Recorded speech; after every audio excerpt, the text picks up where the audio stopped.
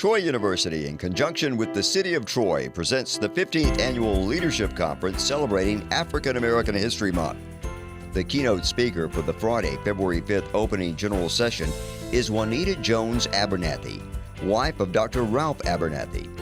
Presiding over the event is Troy University Associate Vice Chancellor for Marketing and Communication, Donna Schubert. This conference would not be a success without the vision and leadership of Troy University Chancellor Dr. Jack Hawkins. Dr. Hawkins is an inspirational leader. In fact, I think it's very fair to call him a trailblazer.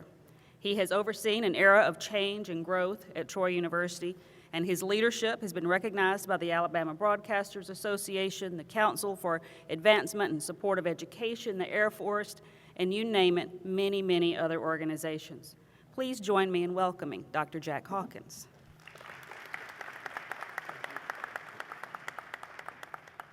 Thank you so much, Dr. Schubert, and thank you for your presence tonight in what has become a great tradition at Troy University. I would be remiss if I didn't tell Representative Laura Hall how delighted we are that you're here. Thank you. Thank you for your presence and the distinguished members of the Platform Party. I want to thank one of my heroes, the Honorable Sarge Dunn, for chairing the advisory committee and for the leadership he provides this city. And you'll shortly hear from the mayor of the city of Troy, who was once the SGA president at Troy University. And so you begin here, and there's no limit.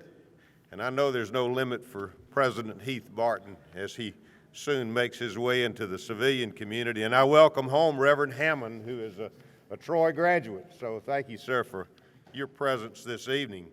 And I would really be remiss if I didn't thank Reverend Duncombe and the delegation from St. Paul. Thank you, sir, and thank you for what you have you've meant to all of us in the city of Montgomery and in this state. And I would be remiss too if I didn't tell the members of the Wilcox Central High School choir, we want you here at Troy University.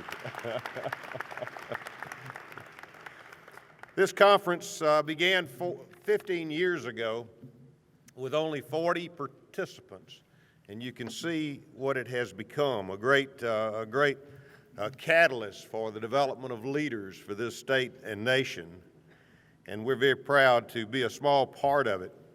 Yesterday was another special day, and I hope you know that it was the birthday of Miss Rosa Parks. 103 years ago, that wonderful lady came into this world. Many of us in this auditorium tonight had an opportunity to get to know Miss Parks in her later years, and it was on December the 1st, 2000, when we dedicated the Rosa Parks Library and Museum in Montgomery. And I hope if you haven't had the opportunity to visit that remarkable story, I hope that you will take the time in the near future to do so. You know, Miss Parks knew what Nelson Mandela knew. She knew what Gandhi knew. She knew what Martin Luther King knew. And that was at the heart of so many problems is ignorance, especially as it relates to the relationship among people. Her philosophy was very simple, and we've subscribed to that philosophy here as we have built this university. And her philosophy was that if you understand people unlike yourself, there's a great likelihood that you will develop an appreciation for those people. And then relationships will be forged. That's exactly what we've attempted to do at Troy University in building what has become Alabama's international university, a university that takes great pride in being the most diverse in this state and one of the most diverse in this country. And so we're very proud tonight to be part of this ongoing tradition. I look forward so much to listening to Miss Juanita Abernathy. She was truly has been and was married to one of the great icons of the civil rights movement, and so we look forward to her words of inspiration. There have been many people to work hard to change our world for the better, but let me tell you about one gentleman that I want to recognize tonight that has literally changed the world of Troy University. He's one of our trustees, but he is the gentleman who not only was responsible for the building of the Rosa Parks Library and Museum in Montgomery, but also this conference was his brainchild. In the late 1990s, it was Mr. Lamar Higgins who conceived this program, built this program, and has nurtured this program for all these years. He was not once but twice the SGA president at Troy, the first African American to ever be elected SGA president at this institution.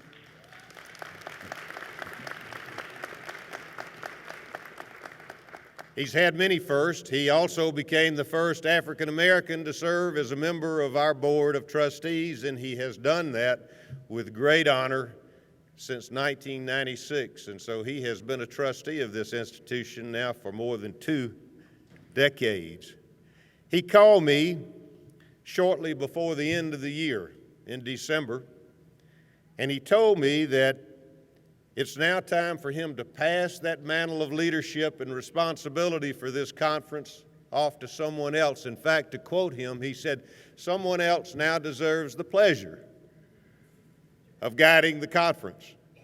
Well, I've known Mr. Higgins for a long time, and I believe in what he says, but I'm not sure I believe 110% that he will let go of his responsibilities. We shall see as time goes by. But following that conversation, I had a conversation with the members of our Board of Trustees. And the trustees voted unanimously not to let him escape, but to give him the title of Chairman Emeritus of the body that oversees this conference. And I would like to present to Mr. Higgins a resolution. If he will come forward, I would like to share with you on behalf of our Board of Trustees a resolution naming you officially the Chairman Emeritus. Would you do us the honor of coming forward?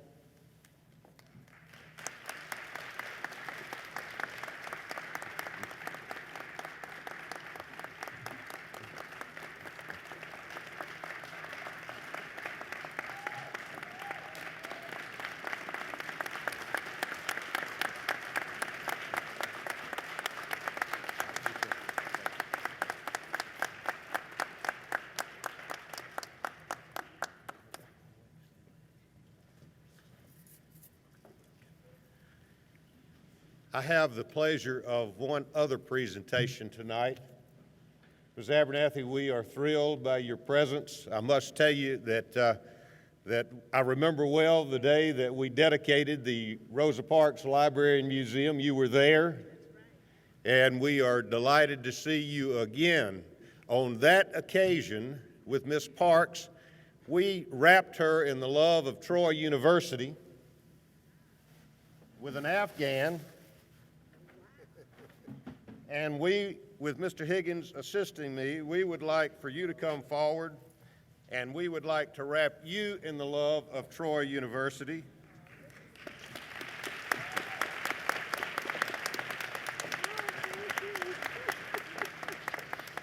it upside down?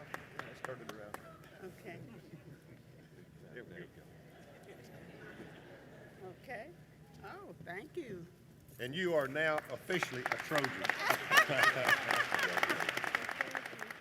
When he was elected to the Troy City Council in 1996, Jason Reeves became the youngest elected official in the city of Troy history. Today, residents of Troy like me are proud to call him Mayor Reeves, and the city is benefiting from his leadership in economic development and job creation. Please join me in welcoming Troy Mayor Jason Reeves.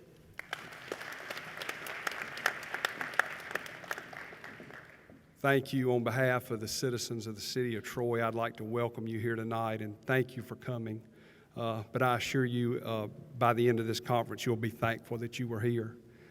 As it's been my great fortune to be part of this since its inception, I can tell you that I have been inspired, I have been challenged, I have been educated, I have been made to laugh and to cry, but I have learned so much and been able to enjoy so much from this conference. And it's so wonderful that the university and its leadership, through Dr. Hawkins and Mr. Lamar Higgins and the partnership with Troy, the city of Troy and its citizens have been able to do this and offer this for our citizens. And I am so honored to be here tonight in the presence of Mrs. Abernathy. Donna said I was elected to the City Council in 1996. That was the same year that Lamar Higgins became a trustee. And I've had the great opportunity throughout the years to cultivate a friendship with him. I look on him as a mentor. As being an SGA president, I looked up to him. He has given me guidance. He has helped so much.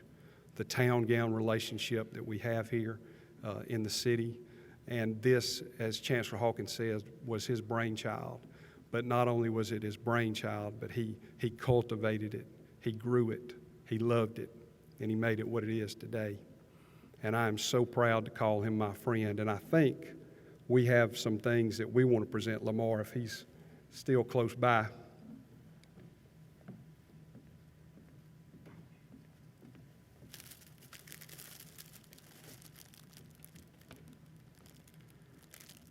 Lamar, the city of Troy is so grateful for your leadership, your friendship, and I personally am so honored to call you friend. Thank you for what you've done for us.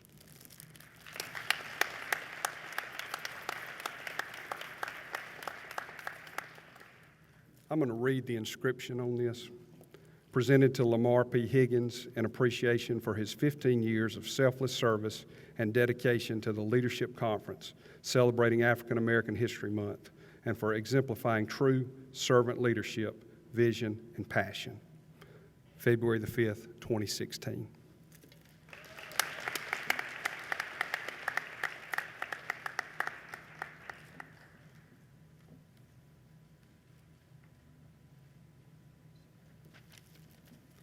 Thank you all.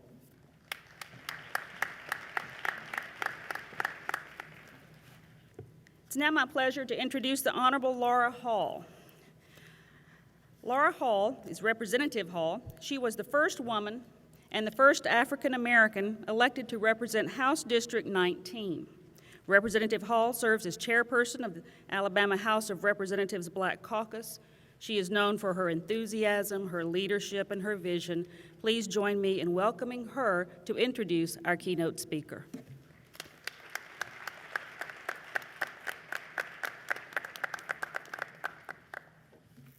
Good evening.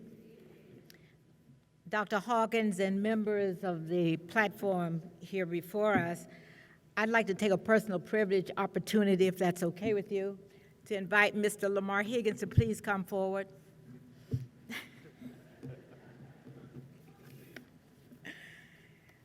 I am well aware of the work that Mr. Higgins has done, and so what I would like to do, since I heard that he was giving up the reign of serving as chairperson of this particular conference, that it would be appropriate that on behalf of the members of the Alabama Legislative Black Caucus that we would present to you a resolution commending you for your work and thanking you for all that you do in trying to direct us and making sure that we do the right thing. Thank you.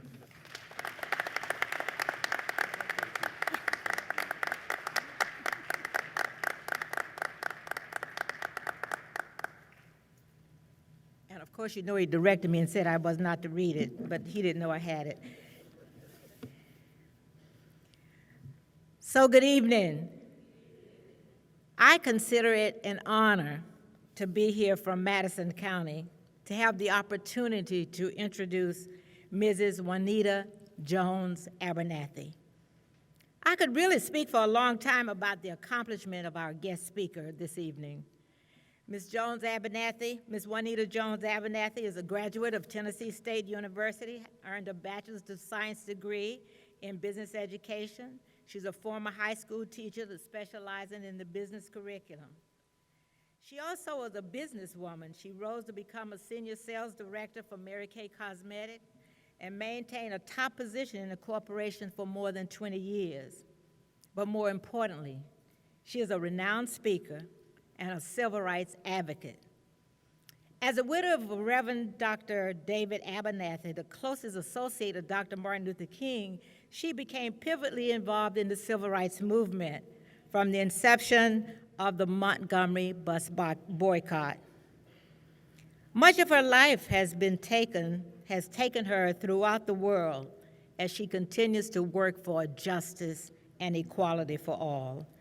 She continues to volunteer her time for numerous civic and religious organizations. But the most important thing is that she is a native of Uniontown, Alabama, an Alabamian, a proud mother of 4 children and 4 grandchildren. I am proud to have made the acquaintance of Mrs. Abernathy's sister and her niece, attorney Brenda Russell, who was one of my students at Johnson High School in Huntsville, Alabama. Ladies and gentlemen, I consider it an honor. It is an honor for me to present to you our speaker for the evening, Mrs. Juanita Jones Abernathy.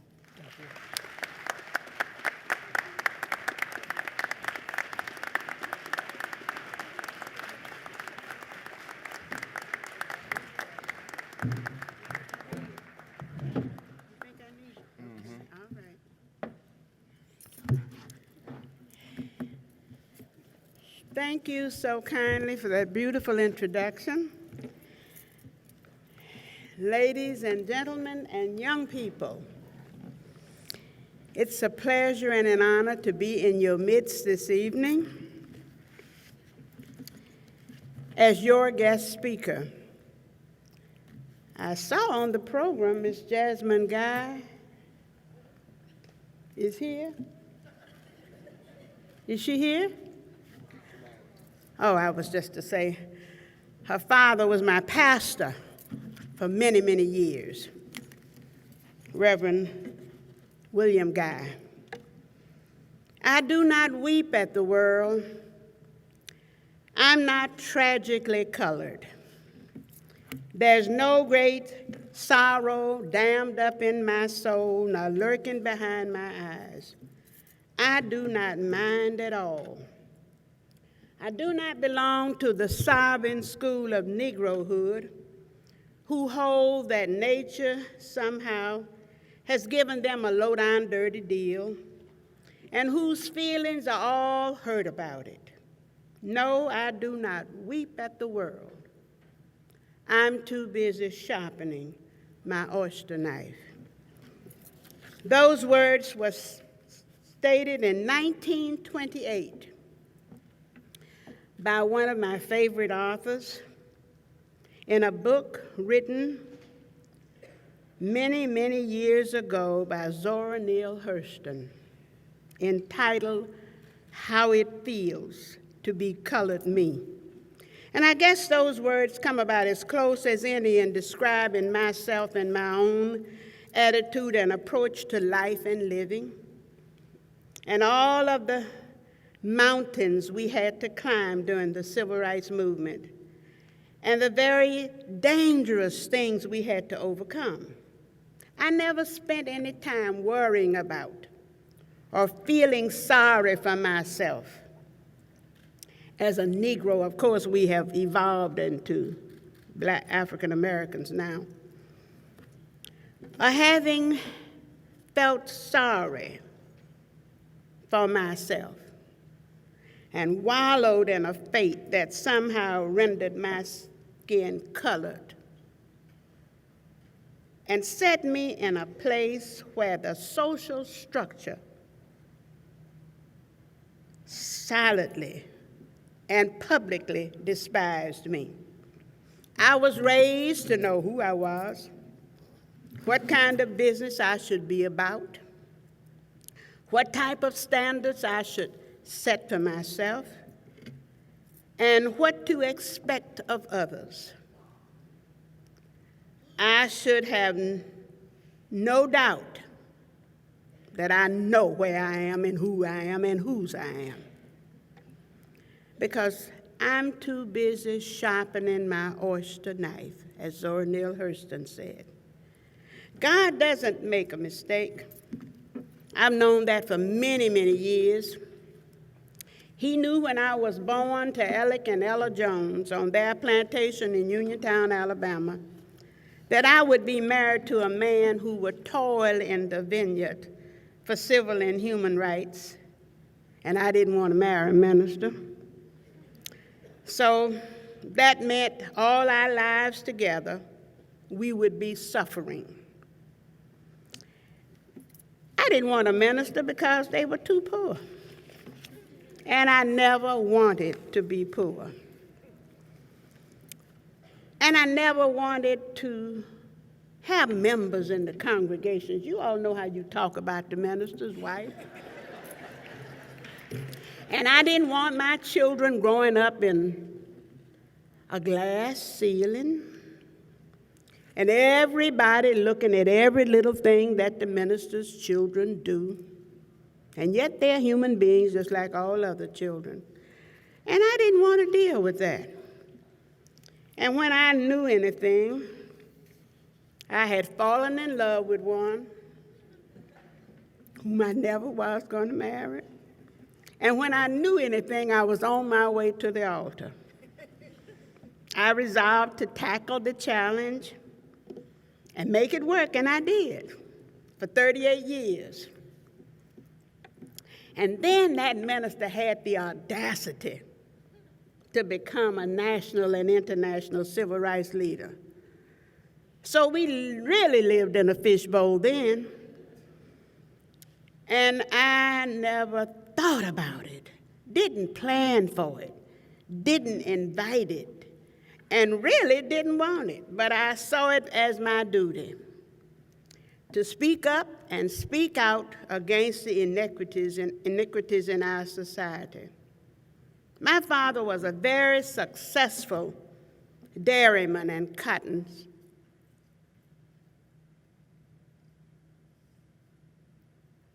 You got it right? Dairyman and cotton farmer. He raised everything.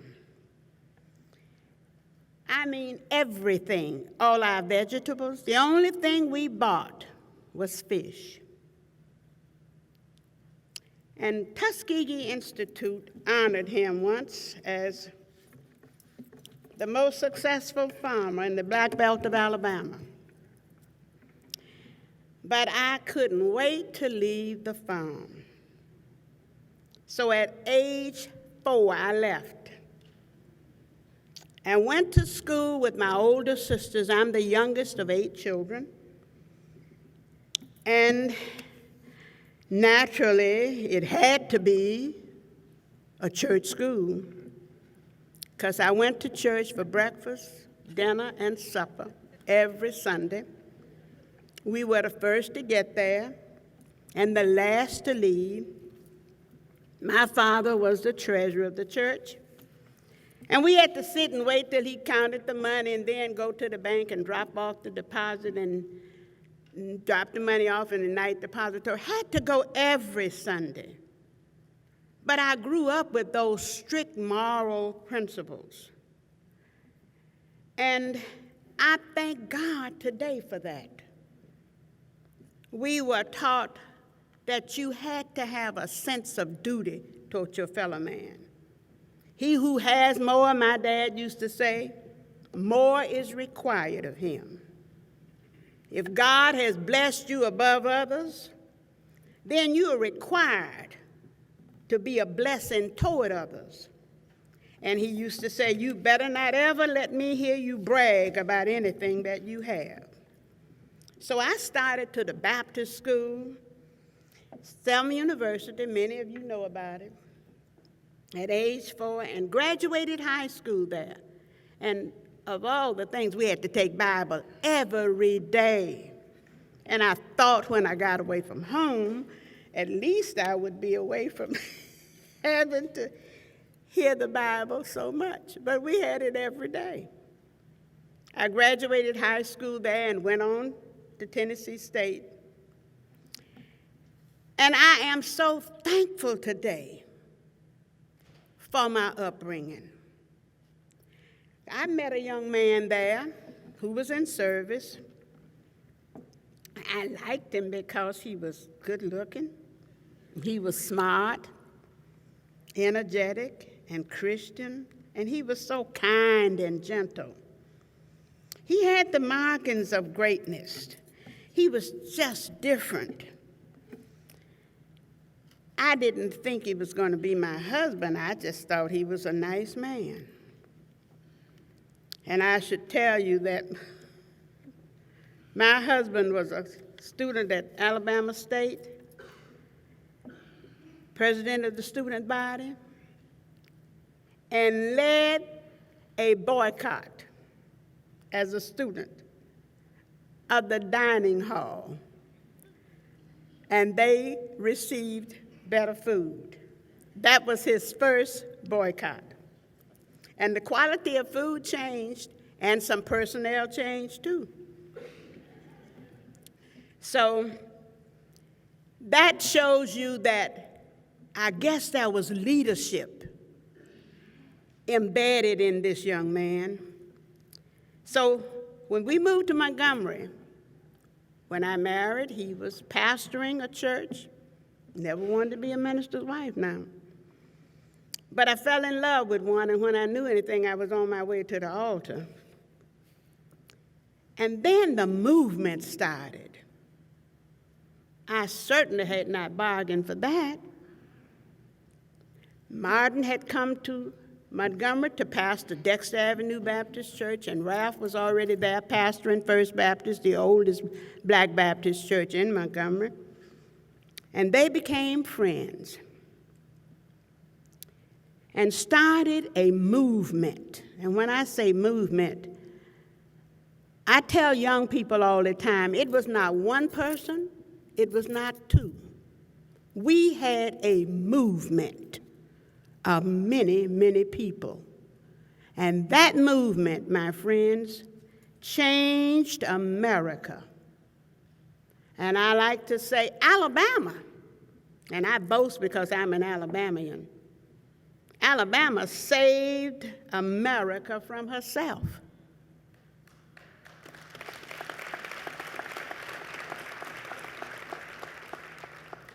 See, we started with the Montgomery bus boycott. You just think about the various things that Alabama did to make America the America that she is. Martin and Ralph were good friends, so close that Martin died in his arms in Memphis, and Ralph signed the death certificate. There was no jealousy. You hear all this mess that authors write these days, and you all are reading it, young people, I'm sure. They're writing what they would have thought and done had they been in those positions. I don't know who they talked to because nobody ever talked to me. And I was there when Rosa sat down on my birthday. And that was December 1st. And we started the boycott on the 5th. So nobody can tell me what the movement was like. I lived it. But now everybody was a part of the civil rights movement. And I say all the time, my goodness, everywhere I go around the country, I see people, you know, I marched with your husband and Dr. King, and I did thus and thus and thus, and I say, my goodness, if all of these adults had done all the things they now profess to have done, we wouldn't have needed the children and the young people. Because the marches would have been overcrowded, and we would have had plenty of people to protest. But now that it was the greatest movement of this century, everybody was a part of it. And then they had the audacity to say that there was a jealousy between Martin and Ralph. Come on. They were best friends. Our families vacationed together. We lived together in slums and in fabulous hotels around this country and around the world. Now, There are a lot of false statements out there. You know the media is good at writing up things like they want it to be, or wish it had been. So they have said Ralph was Martin's lieutenant. My husband was in World War II and headed a battalion of soldiers and was injured. They shipped him back to Fort Devens, Massachusetts, and his whole battalion was wiped out in Germany after he left. And he always says, God had something else for me to do, and that's why I was injured, and I was not there when the battalion was wiped out. Ralph was not Martin's lieutenant. He didn't have a lieutenant. They were friends. Ralph influenced a lot of Martin Luther King's speeches. Real historians, my husband used to say, will dig up the truth. He who lives the longest gets to tell the longest tales. People have elevated themselves and revised and recreated history. History is not checked. Ralph used to say, real historians will dig up the truth. And I say, dig it up from where? Nobody does research these days. If it's printed one time and it's false, it's just copied, and it keeps going, and it keeps going, and it keeps going, because nobody checks. Before Rosa Parks was arrested, did you all know there were 2 other people who had been arrested? Mary Louise Smith and Claudette Colvin, young women. And now the writers say, oh, we staged Rosa. She was planted and she was supposed to sit down. Rosa was tired.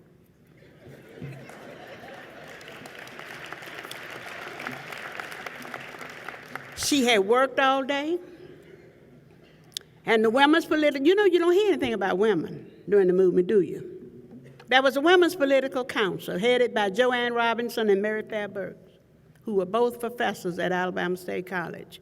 And my husband had worked with them while he was at Alabama State College as a professor. They had already negotiated with the bus company. And there were seats assigned to blacks, especially on black routes.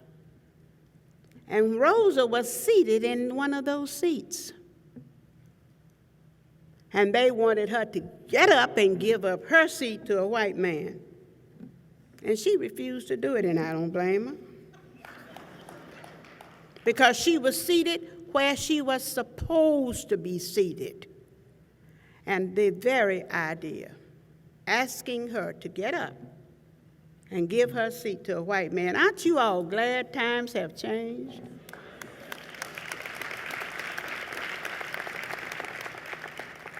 You know, before Martin Luther King, there was a man named Vernon Johns who had pastored Dexter Avenue Baptist Church and had staged many one-man protests against the seating on the buses in Montgomery. And they had arrested him, but Vernon didn't care. He was not nonviolent, but he wasn't violent either, but he would just sit where he wanted to sit. And we all say, well, you know, Mahatma Gandhi gave the nonviolence, brought the nonviolence. No, no, no, no.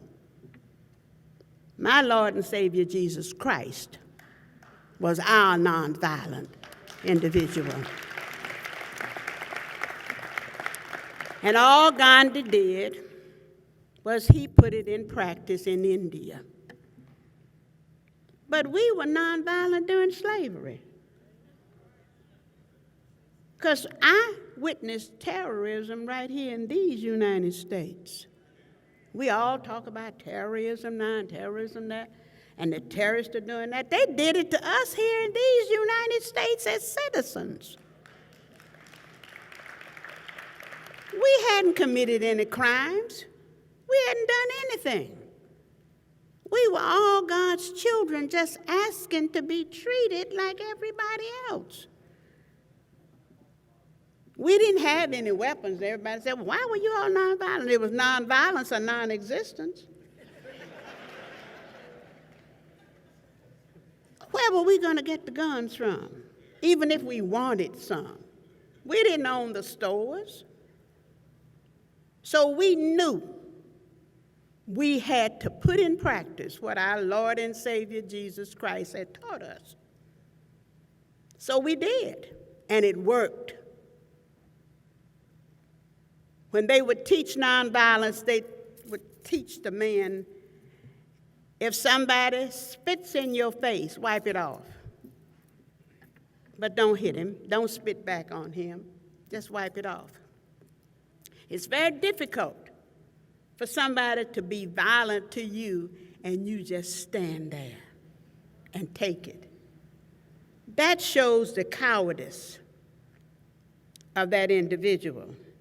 And what made it so good, people who really thought they could not be nonviolent were nonviolent. And that was a man from the Fellowship of Reconciliation, Glenn Smiley, who came to Montgomery to help teach nonviolence. See, we had workshops, and you all can do that among yourselves as students, because you don't realize how much power you have on each other. If you teach nonviolence to your fellow citizens, your fellow classmates, when people are nasty to you, they may not hit you, but you can show them kindness and kill them with kindness. That's what nonviolence does, and that's what nonviolence means. You see, there are a lot of everybody now, I told you before, was a part of the civil rights movement. Everybody. Everywhere I go, and I said, oh my gosh, if you had been there, all these adults, we wouldn't have needed all these children we have. And they tell all these tales, you know, they say Malcolm X and Martin Luther King were friends. They only met once. And you'll see the picture. And as they took a photograph, and you'll see the tie of a person standing between them. And that person was my husband, Ralph David Abernathy. They didn't have a relationship. Malcolm called us cowards because we were talking about nonviolence. But that's all right. Maybe we were cowards, but we got our point across. And the progress from the civil rights movement is a part of the reason that all over this country, and especially in the South, black and white students are in classes together. They own faculties together. And I remember the time in Alabama when they never would have imagined black professors teaching white students. How dare you? Are you out of your mind? You're not going to have any black teachers teaching white students. You could have some white teachers teaching black students, but back in the day, they wouldn't have conceived of that. But God is good, isn't he? He will make everything all right, and he'll make it all equal if we just give him time. From the bus boycott, then we had a student movement, had some Freedom Riders. You all remember the Freedom Riders? They were students just like you. And they came through Montgomery, Alabama. And my housekeeper and I cooked and fed all of those students as they came through Montgomery on their way to Mississippi. And I mean, we fed some students, black and white. And I was at the Democratic Convention in Denver, I think it was.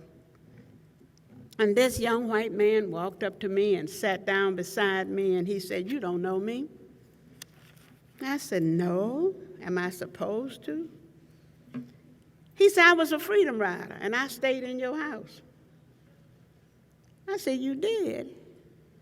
He said, "Now I'm a state representative in California." I said, "How long did you stay?"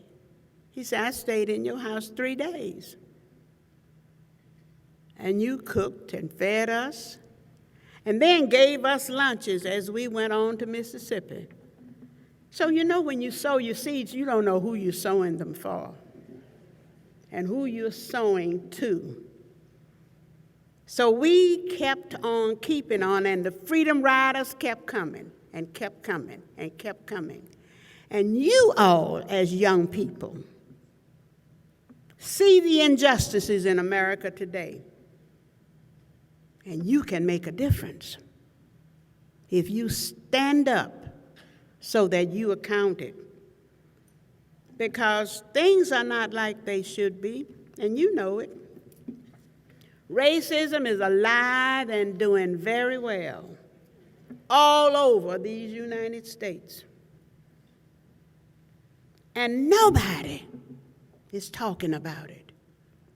And I hear people say, "Well, Ms. Abernathy, why were the preachers involved? And why was the church so involved?" I said, because they were doing God's will.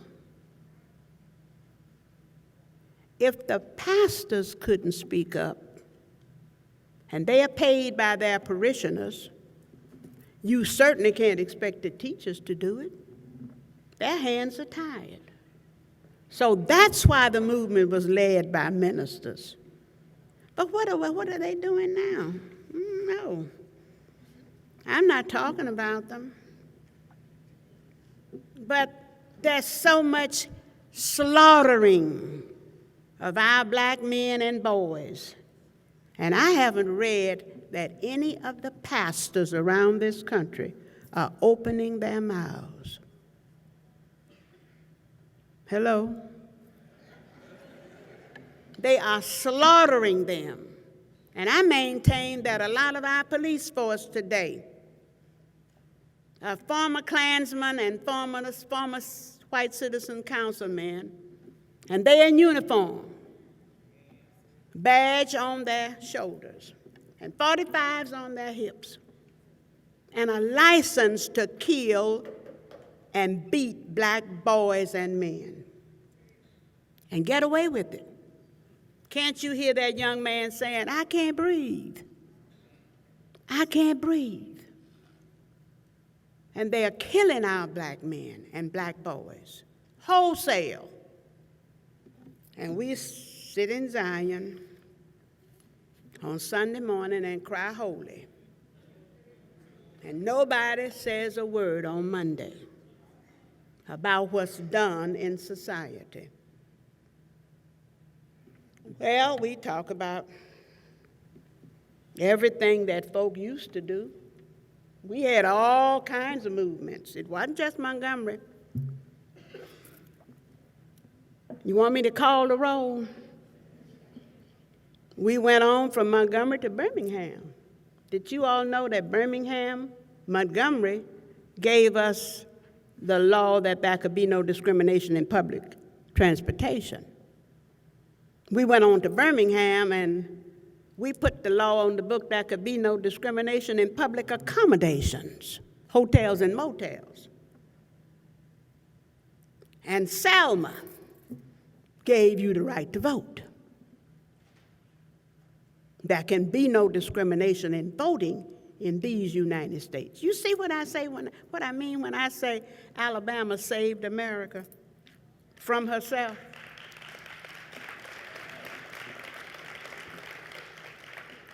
What would have happened if Alabama had not stood up? But we took the hit.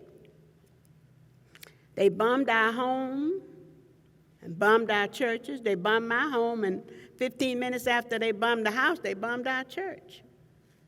And I was in the house, expecting my second child, and I had a toddler.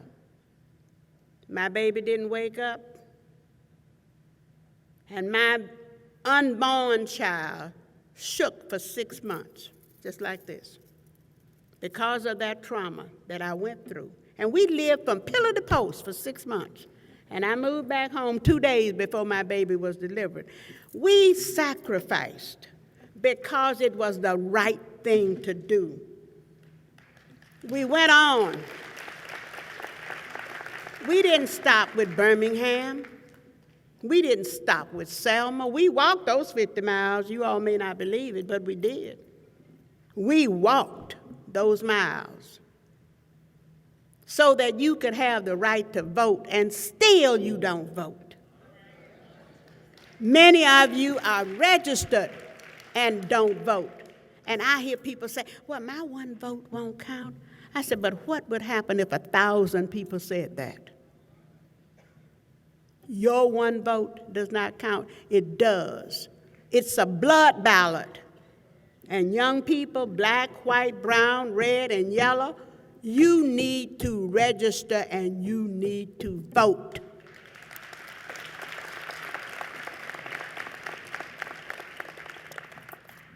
Your vote runs this country.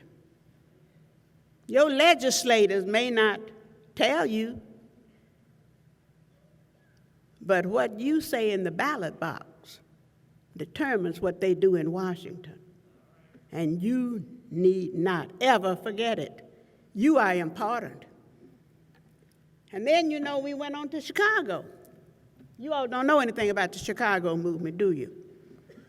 We had a war on slums in Chicago. And we moved into the slums of Chicago on the west side. Martin and Coretta had an apartment, and Ralph and I had an apartment. And you talking about roaches and rats? The rats were so big, they looked like little kittens. And we were afraid to open our bags, our luggage, in the apartment because we didn't want to carry the roaches back home. It was awful, but we did that to bring attention. Now, Chicago is up south. We wanted to bring attention to the slums that black folk lived in Chicago, and slumlords collected the money and the rent every month and didn't do anything to change it. We walked all over Chicago. We walked through Cage Park, Cicero. Lord have mercy, I had never in my life seen men on the trunks of their cars with rifles pointed at us. And we were walking, and you could hear nothing on the pavement but our feet just chomping, chomping. And do you know the police didn't bother those men who had rifles pointed at us? They never said a word. And we didn't have anything except our bodies. That was up south. So we didn't stop with the South. We went on everywhere because America had to become the America that she was supposed to become. And now, to me, that was terrorism, right here in the United States. And we're talking about the terrorists in Asia and ISIS and all that. They did all that to us here. And nobody ever counted the number of blacks they dropped in the Atlantic on their way after they were raping Africa for years. And only the strong hit these shores. They dropped the weak-looking men in that ocean, just like bait for fish. And I tell my Jewish friends when they say, oh, they burned 6 million of us. I said, well, darling, they dropped more than that of us in that Atlantic Ocean. You all at least can count the ones they burned, Hitler put in the furnaces. But we have no idea how many were drowned by our folk right here in America. At least Hitler was in Germany. Our Hitler was right here in the United States. I said all that to say we have come a long ways, my friends, and we have a long, long way to go. And we here now have the audacity to talk about immigrants. Can you believe that? of these immigrants in America who came from all over the world. And now we here and we have our citizenship, so we don't want other folk to come. But suppose they had had that kind of attitude when we came, or when you came. Came from Italy, came from Germany, came from France, came from England.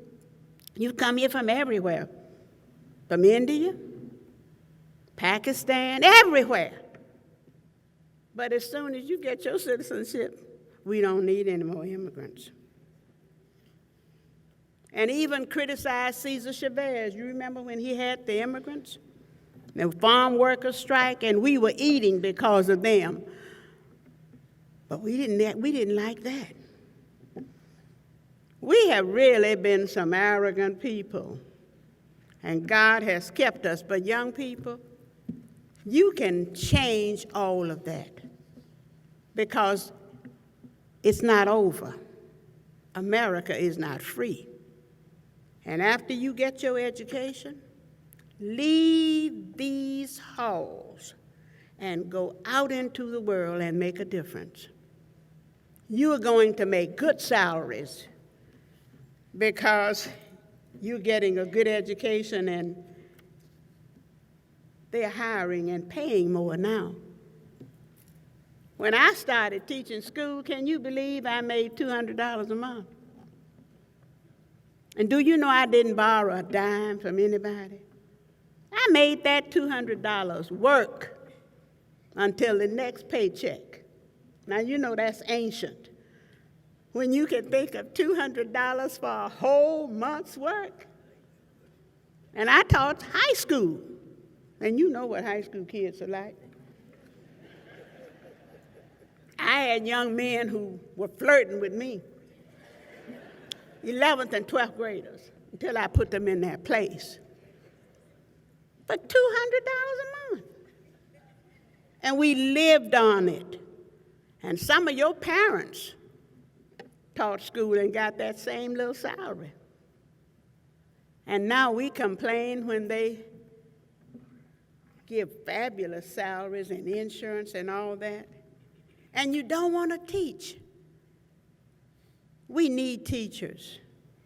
And young men, we need male teachers in our schools. Our boys and girls need to see men representing education. A lot of homes that our children come from do not have men in them. You need to be there to be an example. My friends, we have a new group now. They're called Tea Party folk. They're not white citizen council and Ku Klux Klanners. They're white citizens. And do you know who they are? No. Nobody does. But they are among us. And they are changing laws because we are silent. We are not opening our mouths. We see inequity everywhere, in corporations, in education, and we see it in our communities. We see it politically and civically and educationally. And none of us as adults are opening our mouths. So, my friends, when you leave these halls, make it your goal to be the best you can be, because you all are brilliant. You're talented, and I'm so proud of young folk. I love you. Because without you, we don't have a future. But you have to assume your responsibility and move forward and show those coming behind you, pick them up, pull them along, and each one reach one, just like you do here in this institution. And you can do even more. because the leaders you choose here will very often become the leaders out in the community. I'm just so good God has left, so thankful that God has been good and has left me here. Do you know I'm the last one standing from the original group of the Civil Rights Movement? Martin is gone.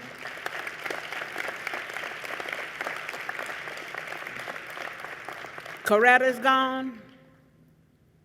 Ralph is gone. Rosa's gone.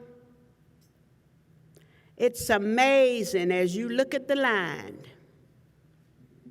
and I marched to Selma to Montgomery, you can count the few of us. John Lewis and I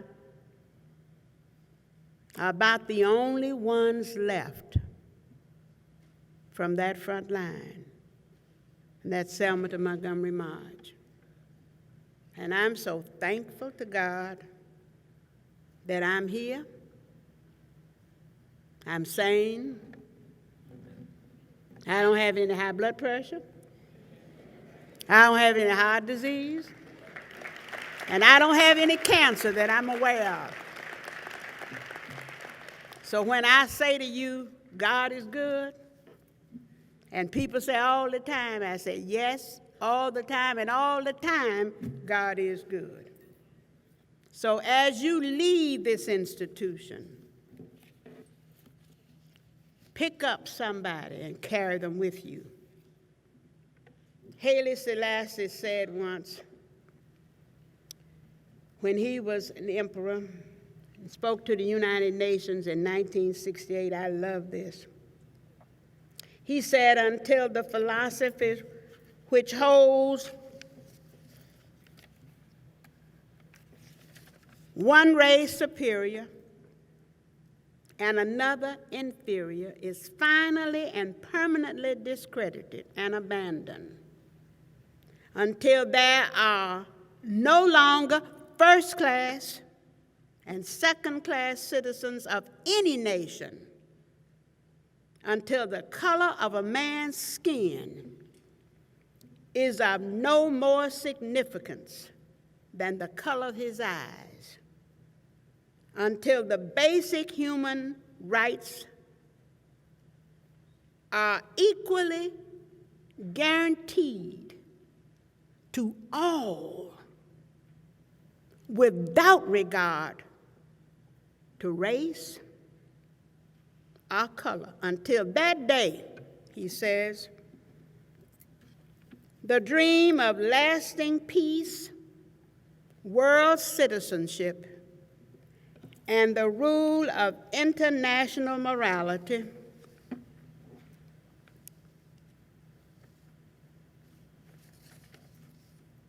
will remain but a fleeting illusion to be pursued, but never attained. My friends, we have a job to do to make Haile Selassie's dream come true. God bless you. I thank you for the opportunity to speak to you, and I will see you at the top.